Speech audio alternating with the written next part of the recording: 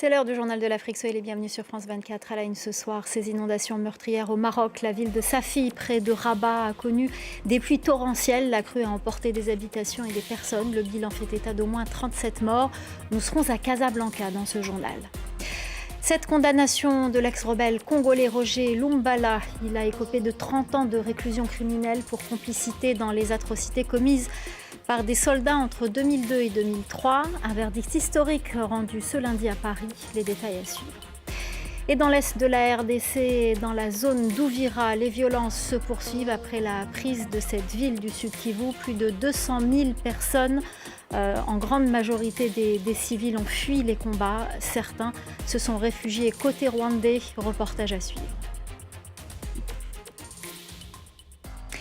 Safi, ville portuaire à environ 300 km au sud de Rabat, a été touchée dimanche par de violentes précipitations orageuses. Une crue a submergé des habitations. Au moins 37 personnes sont mortes dans ces intempéries. La correspondance à Casablanca de François Hume Ferkatadji. Le bilan est extrêmement lourd et il pourrait s'aggraver. Le Maroc n'avait pas connu un tel drame lié à des inondations depuis 10 ans. Des pluies diluviennes se sont abattues hier, en fin d'après-midi, sur la petite ville de Safi, 300 000 habitants, située sur la côte atlantique. 35 mm de pluie sont tombés en 1 heure. Des rues de la ville ont été submergées par les flots. Des torrents de boue se sont déversés dans la Médina, où au moins 70 habitations et commerces ont été fortement endommagés, voire détruits. Certains habitants exprimaient leur colère ce matin. Le procureur général du roi auprès de la cour d'appel de Safi a ouvert une enquête afin de déterminer les causes réelles du drame.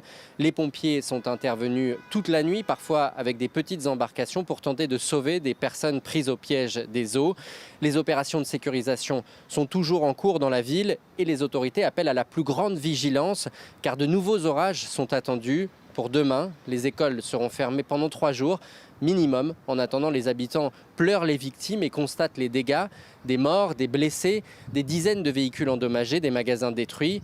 Safi, c'est aussi la ville des artisans potiers. Ils ont fait la renommée de cette cité côtière.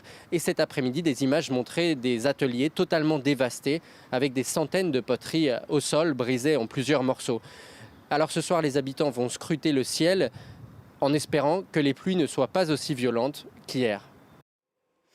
On en vient à ce procès en Tunisie. 6 travailleurs humanitaires membres de la branche tunisienne de l'association française Terre d'Asile sont accusés d'aide illégale aux migrants. Parmi eux, Chérifa Riahi, une ancienne directrice de l'association. Ils comparaissent tous, entre autres, pour avoir facilité l'entrée et le séjour illégal de migrants en Tunisie. Le procès qui a ouvert aujourd'hui a été reporté au 5 janvier. Écoutez. Nous sommes ici aujourd'hui pour exprimer notre solidarité et notre soutien. Nous demandons la libération des personnes détenues car elles sont des représentantes de l'action humanitaire dans un contexte que traverse la Tunisie et que traverse le monde entier. Poussons de nombreuses personnes à partir et à chercher refuge dans d'autres pays. L'ex-rebelle congolais Roger Lumbala a été condamné ce lundi à Paris à 30 ans de réclusion criminelle pour complicité dans les atrocités commises par ses soldats entre 2002 et 2003. Un verdict historique qui, selon les ONG, met fin à des décennies d'impunité dans l'est de la République démocratique du Congo. Laurent Berstecher. De retour dans le box des accusés après avoir boycotté l'intégralité de son procès. Roger Lumbala a été reconnu coupable lundi de complicité de crimes contre l'humanité et s'est vu condamné à 30 ans de prison. Ancien commandant des rebelles du RCDN, Lumbala a été reconnu comme l'une des têtes pensantes de l'opération Effacer le tableau, menée entre 2002 et 2003 dans l'est de la RDC. Viols, pillages, esclavage sexuel, torture, mutilation et exécution sommaire. Pendant un mois, la Cour a écouté le récit des exactions commises sous les ordres de l'ancien chef de guerre, qui fut aussi brièvement ministre en 2004. Dès la première audience le mois dernier, Lumbala avait annoncé ne pas reconnaître la compétence de la France à le juger et avait refusé d'assister au débat, demandant à ses avocats de se récuser. Une décision qui n'a pas empêché la justice française, saisie au nom de sa compétence universelle pour les crimes contre l'humanité, de rendre son verdict et de devenir la première cour nationale étrangère à prononcer une condamnation pour des crimes commis dans l'est de la RDC. Alors que l'Est de la République démocratique du Congo est toujours en proie à des violences et que le M23 soutenu par le Rwanda a pu entrer dans la ville d'Uvira, dans le sud Kivu, la semaine dernière, plus de 200 000 personnes, en grande majorité des civils, ont fui, notamment la ville de Kamanyola. Certains de ses habitants se sont réfugiés de l'autre côté de la frontière, au Rwanda voisin. Reportage de Juliette Monti. Depuis le 3 décembre, des civils congolais affluent dans ce centre de transit rwandais. Parmi eux, Noëlla et ses 13 enfants. Ma fille et moi, on dort ici. Mes autres enfants dorment là ou ici sur le côté et là-haut sur le lit. Originaires de Kamanyola, dans l'est de la RDC, ils ont fui les récents affrontements entre les rebelles du M23 et l'armée congolaise, soutenus respectivement par le Rwanda et le Burundi. Nous avons entendu le bruit des bombes s'approcher. Ça tirait partout, au-dessus de la ville. Alors on s'est jeté au sol. On pouvait entendre les combats. Les bombes ont commencé à frapper les maisons. Celle de notre voisin a été détruite. La mienne aussi a été touchée au niveau du toit. Il y avait des fragments partout. Au moins 200 000 personnes ont été déplacées par cette nouvelle offensive du M23. Ils sont plus de 1000 à avoir trouvé refuge ici, juste de l'autre côté de la frontière. Depuis quelque temps, nous avions observé le mouvement de nombreux soldats. On sentait que quelque chose de grave se préparait. Nous avons attendu, mais le jour J, les combats étaient partout. Nous avons dû fuir. Habitué aux épisodes de violence, Mapendo et sa famille se réfugient souvent dans les montagnes. Mais cette fois, l'intensité des combats les a forcés à passer au Rwanda. Sur place, les autorités mettent en avant l'accueil fait aux déplacés. Le Rwanda a beaucoup de réfugiés pour le moment. Plus de 137 000 réfugiés. Bien sûr, car on reçoit les gens qui sont venus d'une situation difficile, on les réconforte, et puis on cherche le transport, on donne l'assistance de base. Le Rwanda est pourtant accusé d'alimenter le conflit. Les États-Unis reprochent au pays de violer l'accord de paix signé le 4 décembre et de mener la région vers plus d'instabilité. En Côte d'Ivoire, à moins de 2 semaines des élections législatives, on fait le point sur la présence des femmes dans ce scrutin. La loi impose depuis 2019 un quota de 30% de femmes dans les grandes circonscriptions. Et vous allez voir que le compte n'y est pas. Reportage de Julia Guggenheim et Makamara. C'est une journée très spéciale pour Yasmine Touré. Elle candidate pour la première fois dans l'espoir de devenir députée suppléante. Dans les locaux de la commission électorale indépendante, c'est une des rares femmes venues déposer son dossier ce jour-là. Dès l'instant où j'ai émis cette envie de me présenter pour les législatives, il y a ma famille qui s'y est opposée. Il y a certaines personnes qui m'ont dit clairement que je ne pouvais pas réaliser certaines actions parce que tout simplement je suis une femme. Pourquoi on devrait se mettre à l'écart de la scène politique? Si les hommes le font, je pense que nous pouvons également le faire.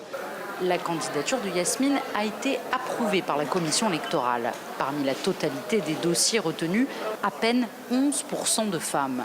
Depuis 2019, les partis politiques doivent pourtant proposer 30% de femmes dans les grandes circonscriptions, mais ce quota n'a jamais été respecté. Il faut une articulation pour nous entre la loi spécifique sur le quota et le code électoral. Puis, il faut mettre effectivement une disposition qui serait une mesure de coercition et non une mesure incitative. Les mesures incitatives, les gens n'ont rien à faire. Pour tenter de répondre à cette absence, le Conseil national des droits de l'homme a mis en place un programme de formation politique destiné aux femmes. Objectif, outiller candidates et élus de demain. Et aujourd'hui, quels sont les canaux de communication, puisqu'on parle de griots? Quels sont les autres canaux? Les grains, très bien. Des efforts qui risquent d'être insuffisants pour atteindre la parité, alors que depuis 2021, le Parlement ne compte que 12% de femmes députées. Cette nouvelle arrestation au Bénin après l'ancien ministre candidat Zanaï, c'est au tour de Chabi Yahi, fils de l'ancien président Boni Yahi et secrétaire chargé des relations extérieures du parti Les Démocrates. Il a été interpellé par la police judiciaire, une arrestation qui intervient dans un climat politique particulièrement tendu, quelques jours seulement après une tentative de coup d'État avortée. Écoutez la réaction du porte-parole du parti Les Démocrates. Aujourd'hui, au sein du Parti Les Démocrates, il faut dire que c'est l'indignation totale. Il n'y a pas de raison que des responsables du parti, qu'ils soient au plus haut niveau, au plus bas niveau ou à un niveau moyen, qu'ils soient impliqués dans une quelconque tentative de déstabilisation de notre pays. C'est le lieu pour le parti de dire que nous avons condamné fermement ces événements malheureux qui ont frappé notre pays ce 7 décembre 2025. Et vous savez, le Parti Les Démocrates, comme le nom le dit, nous sommes des démocrates et nous agissons comme tels. On a produit un communiqué. Après le communiqué du parti, nous avons fait une conférence de presse au cours de laquelle nous avons dit notre indignation et notre condamnation ferme. Au Sénégal, la Cour suprême a annulé 2 arrêtés pris par le ministère de la Communication pour réguler le secteur de la presse. Des centaines de médias déclarés non conformes au code étaient concernés.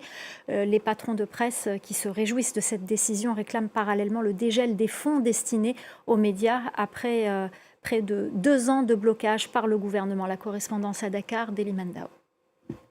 Ces 2 arrêtés annulés par la Cour suprême concernent la plateforme numérique ainsi que la commission mise en place par le ministère de la Communication pour encadrer ce secteur de la presse avec la validation des médias conformes ou pas aux dispositions du Code de la presse. Un processus engagé depuis maintenant plus d'1 an et qui a été combattu par le patronat de la presse sénégalaise qui se réjouit d'ailleurs de cette décision de la Cour suprême.